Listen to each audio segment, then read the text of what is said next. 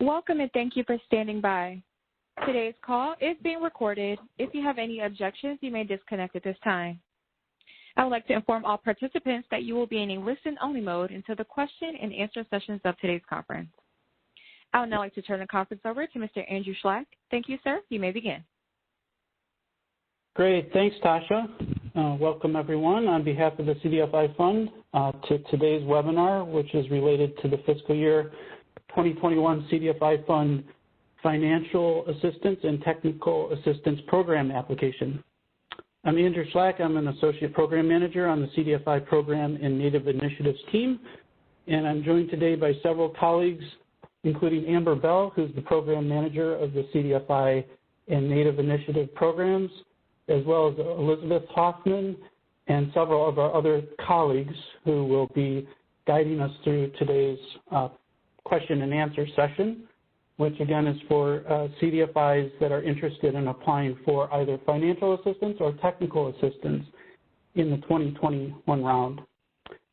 If you're a native CDFI, if you're a CDFI that serves native communities, we're holding another webinar that will be structured like this, but specifically targeted to native CDFIs. And that webinar, it will be at the same time on the same meeting bridge just tomorrow on April 8th. So if you dialed in a day early, there's also an opportunity for native CDFIs to join tomorrow, the 8th at 2 p.m.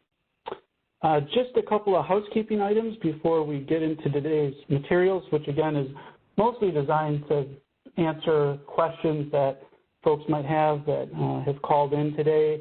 But a couple of items before we get going is to go over the list of things that we won't be covering today. The list is up on the screen. We can refer to these later. You can follow up with a service request. The second item to just housekeeping is all of the resources that are going to be materials to review for questions and answers are found on the website, and Amber will navigate through the website, including today's presentation and all of the past webinars, the schedule of important due dates, which we'll go through very quickly in an upcoming slide, as well as the resources that we'll be talking about later today. So at this point, Amber and actually Elizabeth will go through the schedule, and then we're going to open it up, and Tasha, who's our operator today, will be facilitating the questions and answers. So Elizabeth, do you want to go over the schedule? Great, thanks, Andrew. So the first several items on this list, as you know, their deadlines have passed for the SF424s and the various pieces to be entered. So the set here in below red is where we need to focus on today. The last day, please note to contact CDFI program or NACA program staff with questions about your application is April 29th. That is 2 business days prior to the due date of May 3rd. We've got a weekend in there. On May 3rd, you may contact the AMIS tech team up till 5 p.m. On May 3rd with any questions about technical problems only, but again, any application-specific questions have to be in by 5 p.m. on April 29th. And then finally, you do have on May 3rd until 11:59 p.m. to hit the submit button on SARTA, but as we always say, please don't wait till the last minute. That's just begging for errors, so don't do that. As Andrew indicated then, today our main focus will be answering your questions and answers.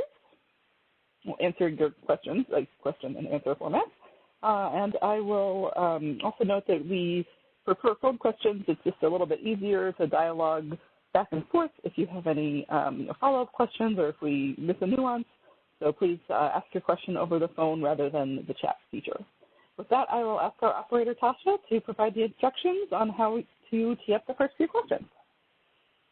Sure. If you would like to ask a question, press *1, unmute your line, and speak your name when prompted, as your name is required to introduce your question. And to withdraw your question, you'll press *2. Again, to ask a question, press *1. One moment as we wait for questions. Hi, everyone. This is Amber Kuhar-Bell. I'm the program manager, and while we're waiting for questions to tee up, as Andrew indicated, I'm going to navigate you and orient you to our website, which is the #1 place that you should go for our reference materials. This is the CDFI Fund home site. You go to Programs, Training, Programs, and then drop down to the CDFI program or Native Initiatives program. On this handy tab, you'll go to Apply, and then you can see there's some pre-recorded webinars here, our application timeline, and access to already our recorded webinars. So the FA application webinar and TA application webinar workshops are here. You can access the recordings. That's where we did a more comprehensive webinar that we walked through and some question and answers. Here we are on these webinars right now, and then they'll be accessible right here by clicking this link. The other really important information here is the NOFA, or Notice of Funding Availability, our overview presentations, and our guidance materials, forms and assurances, additional guidance materials, a lot of guidance materials, and our frequently asked questions. Another one that you should see, the last time we updated that was on March 12th. So make sure that if you haven't downloaded this since March 12th, so please go back and check that out. And the other important document I think that is really helpful is this application evaluation process, a nice summary of what happens after you submit your application. And then same thing here for the technical assistance materials. Do we have any questions? We have a question in the queue from Ms. Brandy Day. Your line is open. Hello. Hi, thank you. So we are looking at a new geographic area, and I want to make sure that I am calculating everything correctly. So I understand that to expand into a new geographic area or consider it a new geographic area, the outstanding portfolio cannot be more than 5% of the outstanding balance for the average of the past 3 fiscal years. Is that correct so far? That sounds correct. Okay. Is that for balances for all loans or only for loans in a target or eligible market? That is a great question. I am navigating to the place where I have that answer, but one thing to note is that once you launch your application in AMIS, it will go through all of those calculations for you.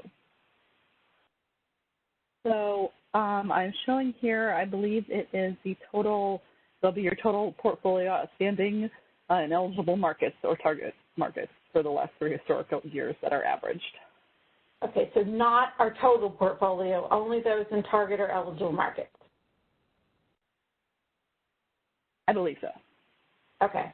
Now, second part of that question is if we are looking at doing it in multiple counties, is the 5% based on each county or the total of each county? Or, you know, so if we're doing 3 counties, is it 5% in each one or is it the total balance for each county? It seems to be each one, but I want to make sure. Each one will show in AMIS a percentage, but it's the total amount. Okay, so as long as each county is below 5%, we can consider it a new geographic area. Again, I do want to acknowledge that that the AMIS will do this calculation for you. So given that this is a kind of a key question, I would definitely put that information in now, and then a service request is an excellent area to utilize if there is a more detailed question specific to how AMIS is calculating, or if you find there's some nuance that because this is a general Q&A, we can't get into all of those details, but I would do this early, and this is a perfect kind of question that you should submit a service request on if there's any questions with the calculations and how the numbers display in AMIS. Okay. I just wanted to make sure that we were looking at the right set of numbers. Yeah, when you go to page 55, you can see it on my screen.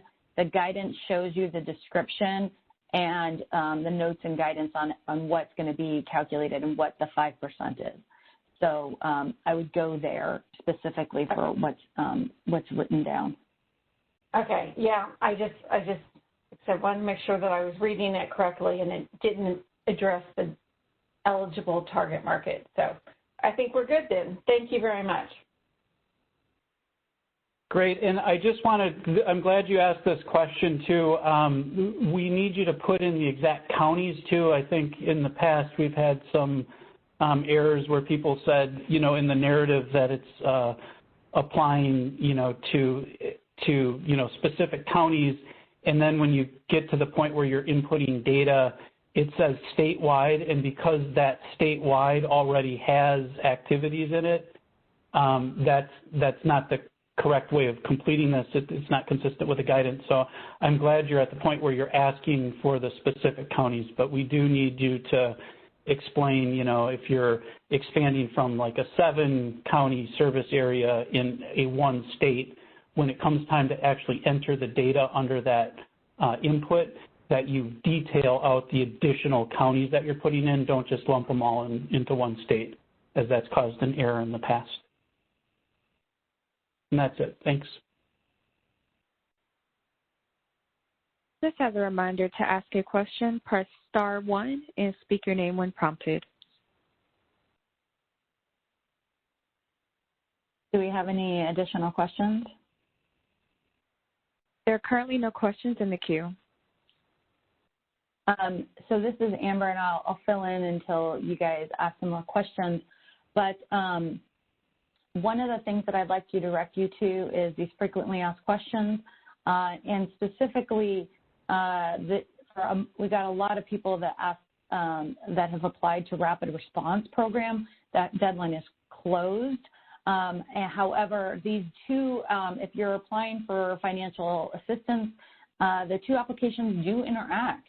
And it's really important that you look at these FAQs specifically around what happens if you get both an RRP and FA award, how you think about it for future reporting, but also how should you think about including in your projections. So it's really important that your projections are accurate, because those, if you're applying for FA, will go into, likely go into a supplemental into your performance goals and measures, or your PG&Ms. And so we are treating this like a supplemental program. So please exclude your projected rapid response award from those future projections, because you will not be able to double count loans closed to satisfy your rapid response program for loans closed to satisfy your FA objectives. So again, this is bright and it's in yellow. Clearly, we want you to pay attention to it. No, actually, it's just new, and so when we add something new, we highlight it. But please read this. I found it to be very helpful. We have a question in the queue from Allison Ioannis. Your line is open. Hi, thanks for having this today, and I'm sorry if you've already answered this, but can you speak to if the FA interacts at all with the ECIP, if we're applying for that, specifically with the projections that we would be doing? It does not. Okay. It does not interact. Thanks so much. Absolutely. We have a question in the queue from Kim Wilson. Your line is open. Hi, thank you for taking my call.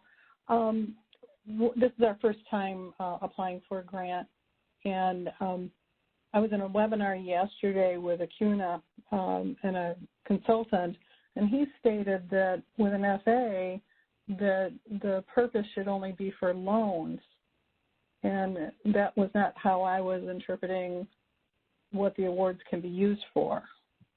Can you clarify that for me? That's not correct. I was like, oh no, that's totally wrong with the direction we're going. So yeah. Yeah. So so the CDFI fund specifically applying for FA or financial assistance, the intent of these awards are a balance sheet investment. So what I mean by that is the CDFI fund is trying to support your organization and your organization's ability to serve your target market or eligible market. So these funds are, so the application process is trying to understand your business model. So one of the things that I mentioned is the application evaluation process. This is showing you what happens in each step. So after, there's a 5-step process. After you look at the financial and compliance risk, then it's a business plan review. So we are really looking at your business plan review. And in this, we actually show you all of the questions that our external reviewers are going to ask of your application. These are literally the questions that we give our external reviewers to answer. So I give this advice a lot, and I think it benefits everyone, is you should have somebody write your application, and then somebody who did not write your application, give them these questions and say, read my application and tell me, can you answer these questions, or how well can you answer these questions? Because that is exactly what the external reviewers are going to do. And you can see in these questions, it really is looking at your business model and how your strategic goals align with your FA objectives. So your FA objectives are something that we mentioned before, which says that you have to do one of 7 FA objectives, and those are simply, right here, you can see them right here. Those are simply trying to put something in writing that you are going to accomplish, but that isn't exactly what the award is not specifically for. The award is for your business model, and these objectives happen to be part of your business model. And then what your other question, I think, was alluding to is how can you use the money, right? And that is specifically noted in the NOFA right here, and I'm rolling down, is you can see for financial assistance, you can use it for any one of these eligible activities, especially if you're a credit union, which a regulated entity, which is financial products. So you can use the funds for loan loss reserve, for loans, equity investments, all of those things. But you can also use your deposits. Your financial services, you can pay for your tellers, anything expended to provide checking, savings accounts, and so on and so forth. Loan loss reserves, you know what those are. Development services, those are things, items that promote community development or assist your applicants for potential borrowers for getting your financial products. So, for example, home credit counseling, first-time home buyer seminars, business planning for small businesses, things like that. And then for regulated entities only, you can use the awards specifically as reserves to satisfy your capital reserve requirements as stipulated by your regulator. That was a little bit of a long-winded answer, but hopefully helpful in providing all of that context around what the person said. Okay, thank you. Because, yeah, I was referring to this document, and then he said that, and it just totally sent me in a different direction. So, thank you. Is this in line with what you had anticipated, and is there anything else I can provide clarity on? No, that really helps me. Thank you. Thank you. Okay. Just as a reminder, to ask a question, press star 1 and speak your name when prompted. I'm currently showing no questions in the queue.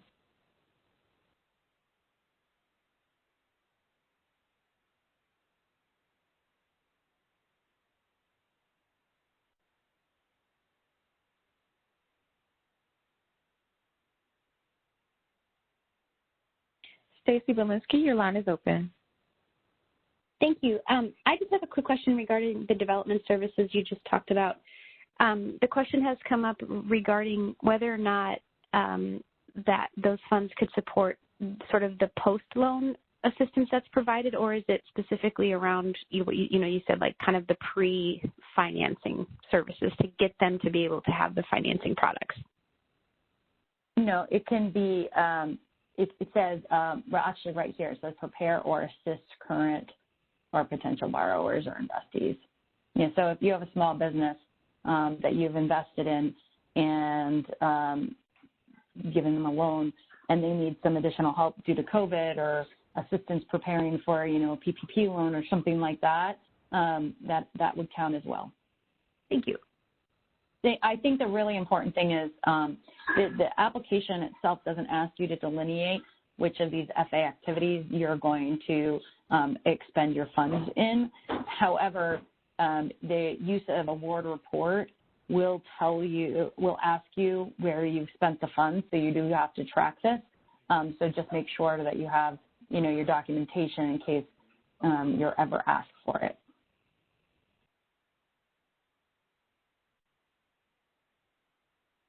Laura Bucksbaum, your line is open.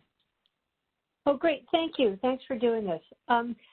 My question is, if I fill out all of the financial section in AMIS and certify that it is correct so that I can see all the calculations, and then discover maybe through those calculations that maybe there is an error, is there a way to go back and uncertify and make changes?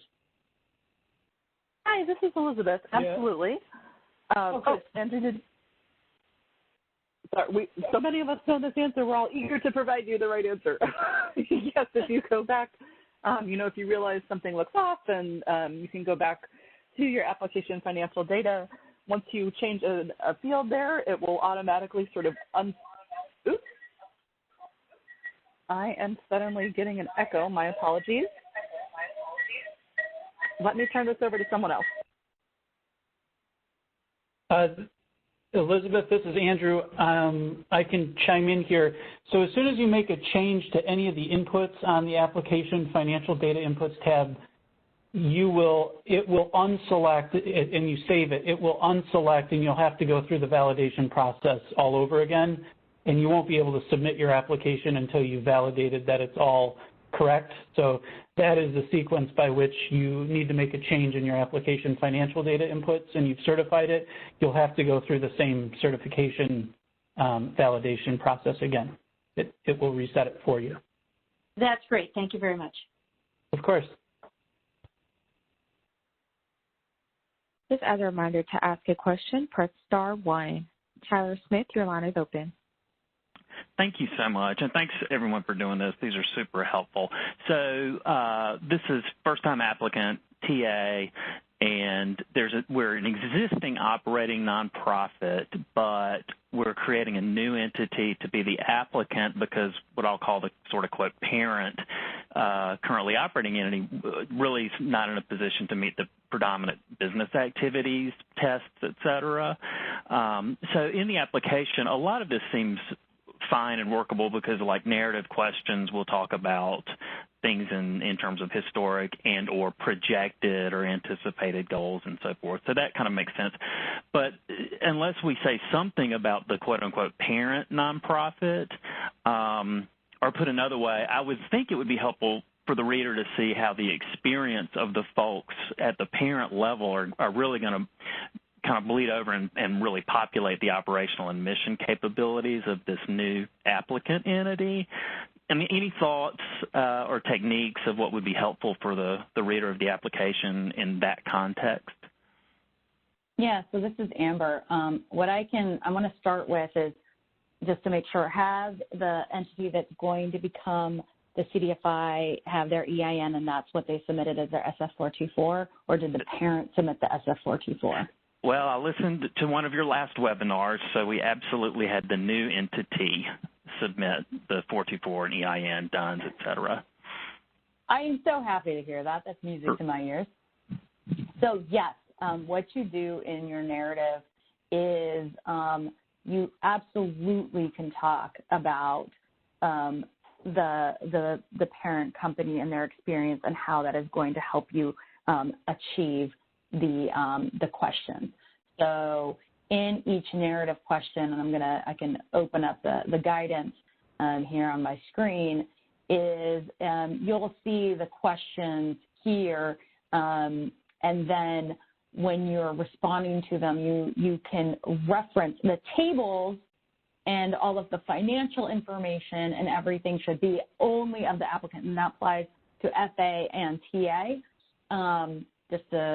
for everybody who's listening. However, the narrative can be more robust and help us understand the full picture of the organization, because clearly this entity that has been newly created isn't on an island. It's surrounded and supported by the parent company.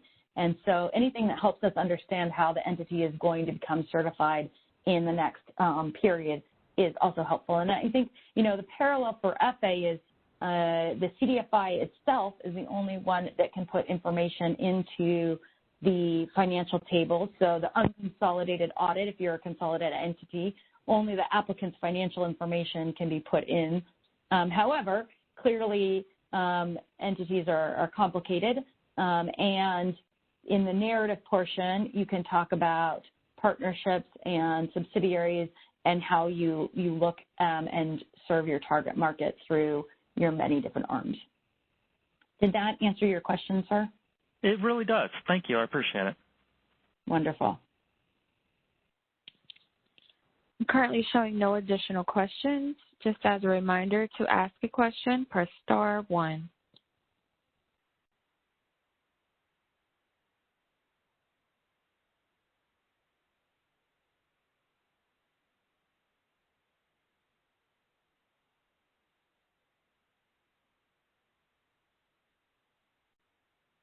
While we're waiting for questions, please go.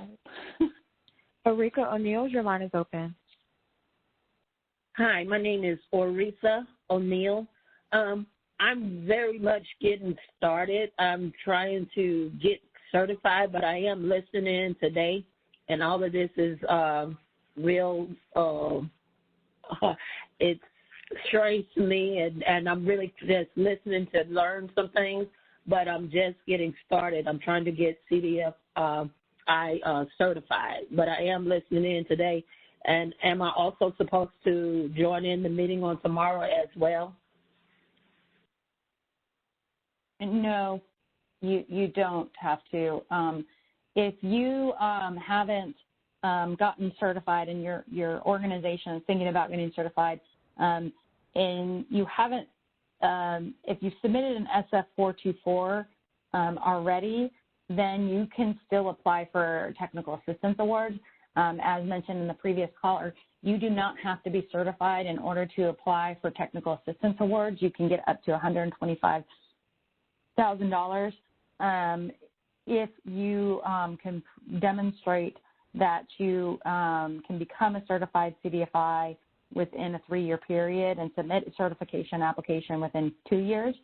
But if you have not submitted the SF-424 yet, then you cannot, it's too late to apply for anything for the CDFI fund. However, I would highly recommend that you just kind of roll through the TA application guidance. So I have that, up in front of me, because that is going to be helpful for you in terms of what does it take to apply for certification. I also recommend that the CDFI fund has monthly certification calls, so you can go and navigate to this homepage, do the certification, CDFI certification, and then you can see that they have these monthly calls and the instructions right here on how to do that. And Amber, for the caller, there's another great resource. We did record a technical assistance specific webinar last month. So if you've not had the opportunity to view that, you can go to our website here, and that, as Amber's showing, the recording, which is a great entry point into what the technical assistance program application is designed to do, is right there. You can watch that video too.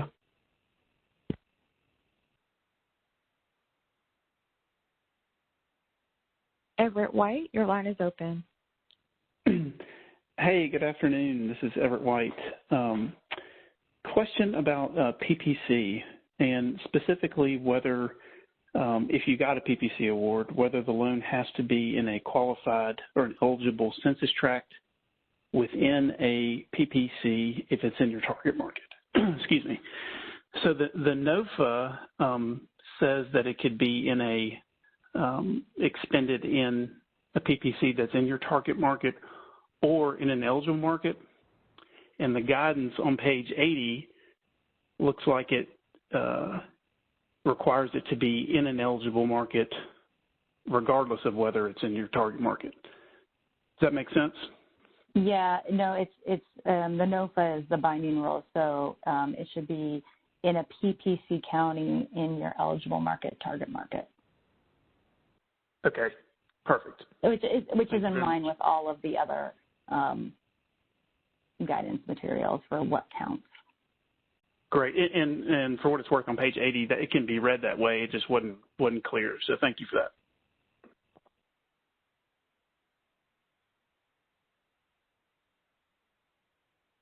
As a reminder, to ask a question, press star 1. Vicki Frank, your line is open. Yeah, hi, thank you, and thanks for having this webinar. So I have two questions that are kind of follow-up on the charts for a TA organization that is newer. One, the emerging CDFI has really, really strong books for 2019 and 2020 when they started working with a CPA. They did do a little bit of financial activity in 2017 and 2018, but the books are not as strong where it's clear, and we're wondering should we be estimating? Should we leave those blank? And what's your advice and guidance on that?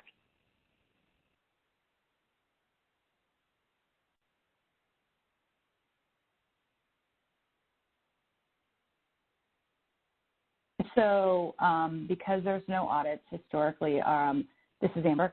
So you're specifically asking when you're completing your TA application in AMIS in the financial sections for the historic years, what information should you put in there in those fields?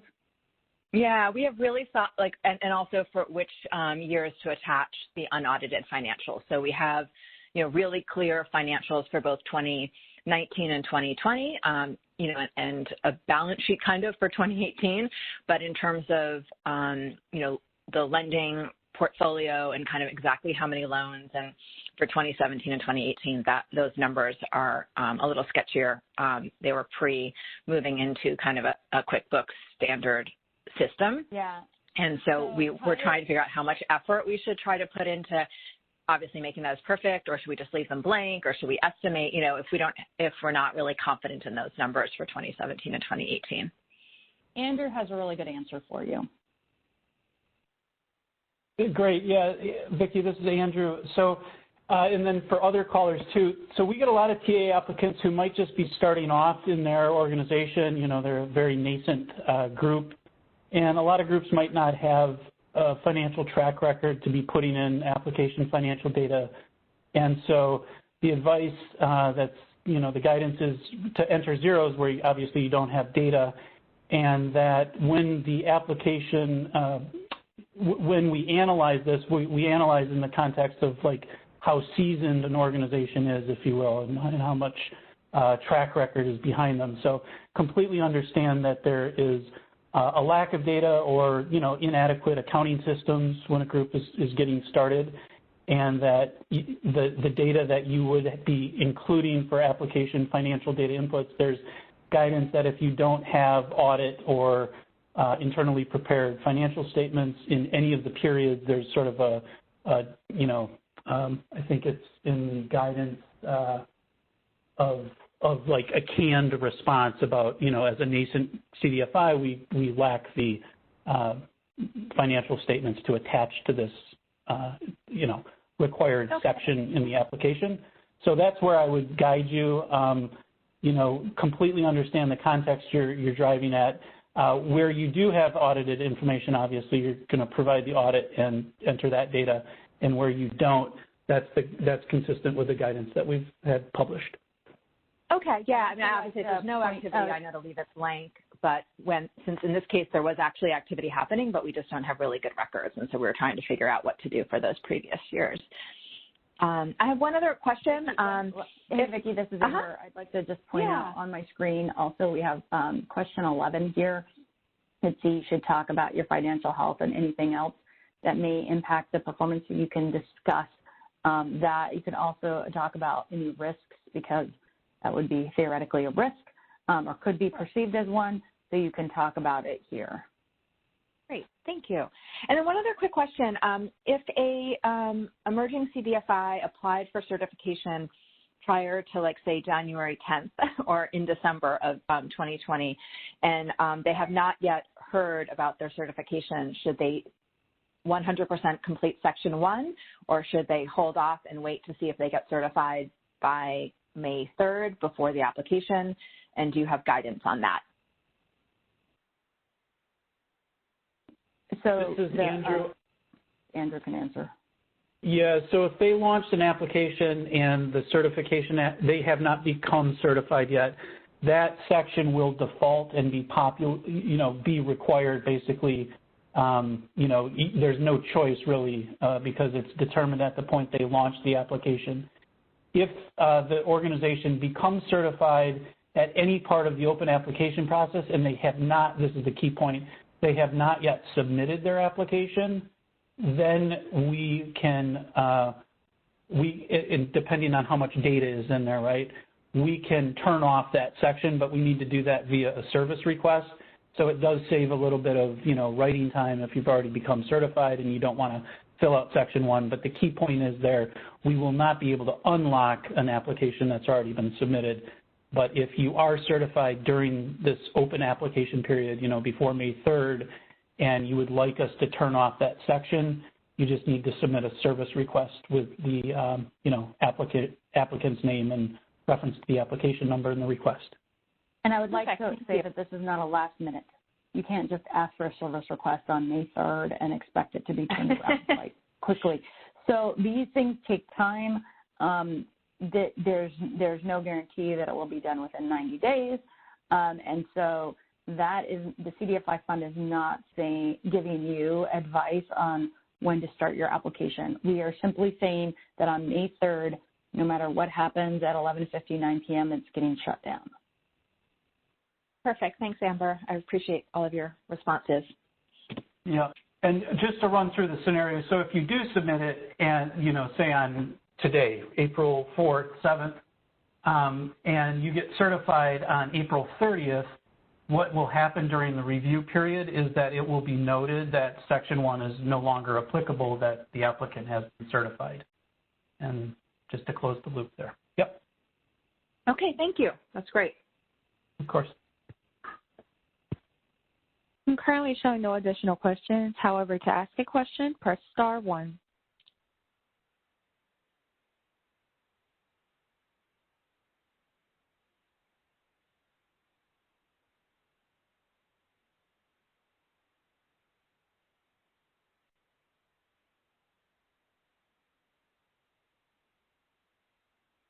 While we're waiting for questions, I can also continue my walk through the 5 steps of the application process. So you can see here step 3, the business plan. Again, everybody should be aware of these questions. And then if 60% of core applicants and 70% of SECA and NACA applicants will move forward into the next step, and that is step 4, policy objective review. In that step, these are the questions that the internal staff will be asked be evaluating of your application to give it a policy evaluation score of 1 through 5. And then the final step is the award determination amount. Do we have any other questions? I'm showing no questions in the queue. Well, I'd also like to point out that everybody should be submitting service requests. If you have a question, please submit a service request through your AMIS account, and you we will be responding to those appropriately. I'd also, since I walked through the step, the evaluation process for FA, I wanted to point out to all of our TA applicants, here's the TA application evaluation process. So you can see that it is also it's a 4-step. Start with eligibility, move to a compliance risk evaluation. Then we do our business plan review, and then our final award decision. Something that's really important to note about TA is you're essentially competing against yourself. All of your applications are rated on a low, medium, or high risk. And if you have a high risk overall, then you do not get funded. However, if you have a low risk or medium risk, you will be funded. So that is something just to make sure that that TA is clearly much less competitive because, you know, and these are the questions that that we're asking and about your application. So again, here is the TA application evaluation process document, which I highly recommend you review. We have a question in the queue from Tamara Dare. Your line is open. Hi. So I'm really new to this. So I am with a credit union, and we did the streamlined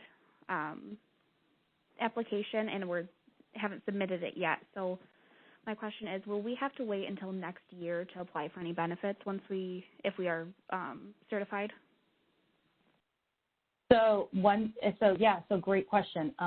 You can apply for technical assistance before you are certified. Okay. So that is essentially what you kind of see here is this technical assistance evaluation process. I have it open, so that's what I'm going to show you. But there's 2 parts to it. If there's section 1 is if you are not certified, then you submit you would reply to these questions, and then you would have also some questions in section 2. But you had to have submitted an SF-424 to apply for TA. Did you submit that? I'm not even sure what that is, so I don't think so. Okay. You can see if somebody in your organization did by going to your AMIS account and seeing if you did that. The Streamline Certification app is through the certification process, and this is kind of the funding process. Okay. So if you submitted an SF-424, then you're eligible to apply for our technical assistance before you receive your certification. But we only have this once a year. So in the beginning of, typically in Q1, we will open up this process, and at that point you could apply for technical assistance or financial assistance if your credit union has received certification. Then you could you have to see what your asset size is. Okay. If you provide the name of your credit union, we can tell you whether you submitted the SF-424 or not. Oh, okay. Thank you. It's Muskegon Federal Credit Union.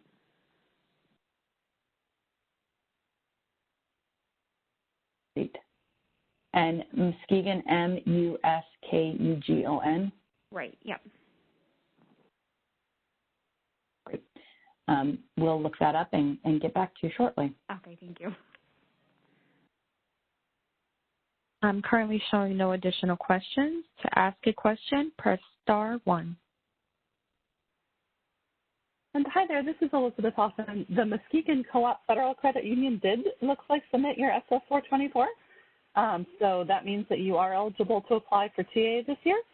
And the deadline for the TA application is May 3rd. So you should still have plenty of time to go ahead and review those materials. Those will be some operating capital, or pardon me, not capital, but support funding to help your organization as you grow and are waiting to hear on your certification. And that's an award for up to $125,000. And you can see right here that you can use that $125,000 for compensation, for personnel expenses. You can pay for training and education for your staff members, equipment, you want to buy an ATM, things like that, consultants to help flesh out policies and procedures, those are all eligible expenses for the Technical Assistance Award. And my colleague has just also pointed out that it looks like we have two organizations in Amos, the Muskegon Federal Credit Union, which unfortunately did not get an SF424 in this year, and the Muskegon Co-op Federal Credit Union. So the Co-op has it, and the Plain Federal Credit Union does not. I'm sorry, I don't remember which one you're calling from. Yeah, is the caller from the Co-op Credit Union, or is there no Co-op in your title?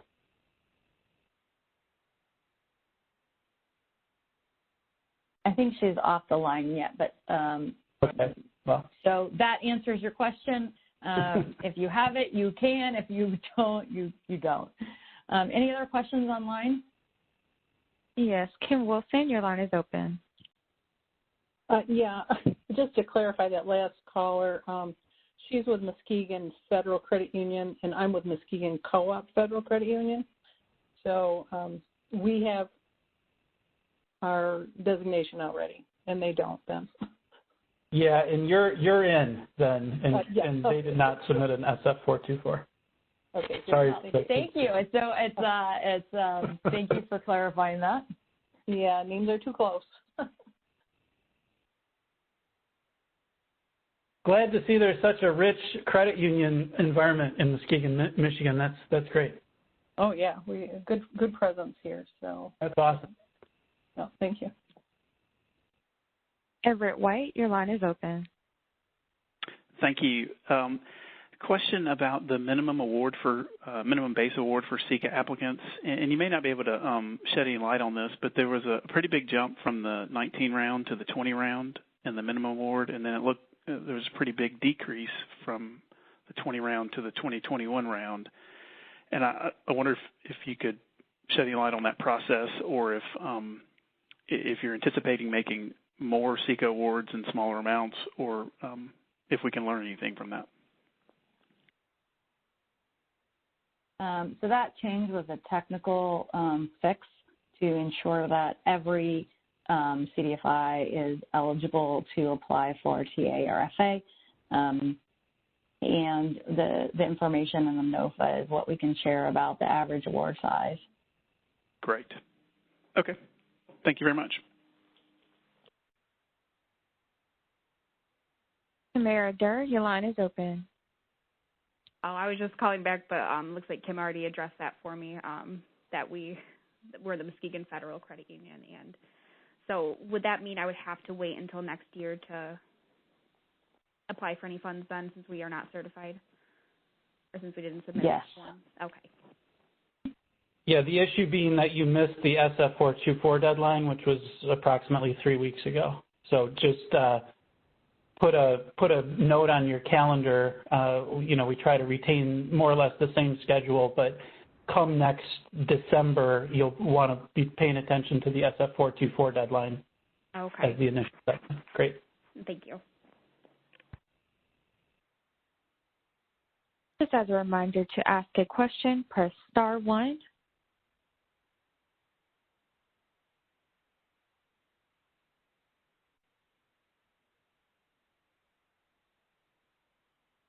Great. So it's been about an hour, and I don't hear any more questions in the queue. We'll give it one more minute. But we have really appreciated all of the questions that we've gotten, and really appreciate the opportunity to engage with you. I want to bring up the dates again, just so everybody knows. May 3rd at 11:59 p.m. I'd like to tell you guys that there's no prize for the last one submitted. We have seen people submit up until the very end, and I have heart palpitations for you. Please don't do that. There can always be odd AMIS issues like account information and things like that. So please do not wait until the last minute. Again, on May 3rd, the last time you can submit a service request for any IT-related questions is 5 p.m. And then the last day to contact the CDFI programmer, Native NACA staff is on April 29th at 5 p.m.